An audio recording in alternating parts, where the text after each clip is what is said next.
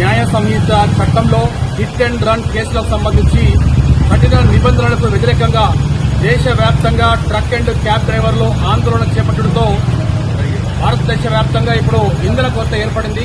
సుబేదారి ఒక petrol bunk లో ఉన్నాము.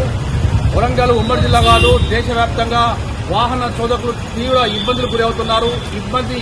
ఇంధన కొరతతో రాబోయే 4 రోజుల పాటు ధర్నా చేస్తున్నారు. అన్ని పెట్రోల్ బంకులు బంద్ ఉండబోతున్న నేపథ్యంలో చాలా మంది వాహన చోదకులు పెట్రోల్ బంకులో పెట్రోల్ కోసము డీజిల్ కోసం రావడం జరిగింది. వారి యొక్క అభిప్రాయం అడిగి తెలుసుకుందాం. ఈ లా అనేది సెంట్రల్ గవర్నమెంట్ ఏదైనా పెట్టింది. ఈ లా అనేది కొంచెం అటు ఇటు ఏమైనా చేంజెస్ ఉంటే చేసి వాళ్ళకి కరెక్ట్గా ఉండాలి, ట్రక్ డ్రైవర్స్ ఈక్వల్గా ఉండాలి ఏమైనా చేసే లా.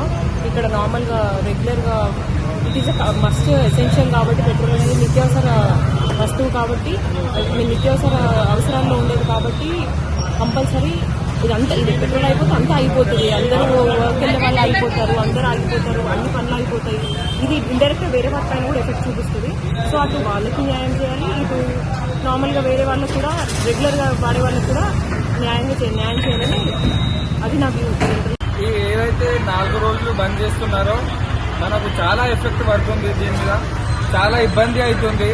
వర్కర్స్ కి కానీ చాలా ఇబ్బంది అవుతుంది. వెహికల్స్ తీసుకురావడం ట్రాన్స్పోర్ట్ కి చాలా ఇబ్బంది అవుతుంది. అంటే కాంగ్రెస్ వచ్చింది మనకి అది చేస్తాం ఇది చేస్తాం, తక్కువ ధరకి పెట్టేస్తాం, తక్కువ ధరలో అది చేస్తామని చెప్పారు. ఇంతవరకు ఏం తక్కువ చేయాలి.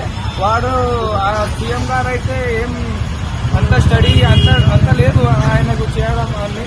ఉంటే ఆయనకు స్టేట్ మీద కాంగ్రెస్ వచ్చింది, అది తప్పు సార్. నేషనల్ లెవెల్లో కాంగ్రెస్ వస్తే ఒక మాట, టీఆర్ఎస్ పోయింది. టీఆర్ఎస్ పోవద్దు అసలు.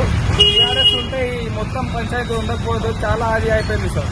నా అభిప్రాయం ఏంటంటే చాలా మంచి చేస్తున్నారు, ఇంకా చేయాలా. పెట్రోల్ లేకపోతే ఎకానమీకి ఎఫెక్ట్ పడుతుంది సార్. పెట్రోల్ లేకపోతే ఈ బడ్జెట్ కి ఎకానమీకి చాలా ఎఫెక్ట్ పడుతుంది. Financial prices దిగిపోతాయి.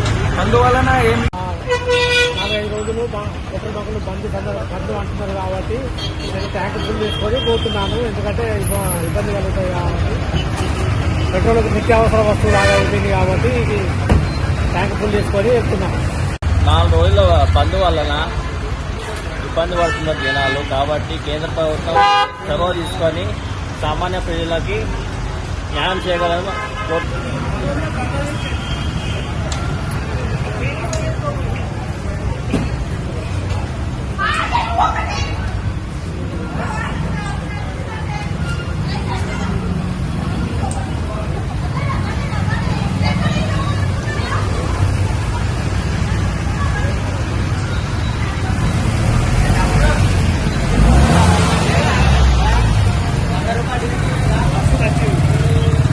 ఎందుకు నిల్చున్నాను నేను కొంటున్నాను.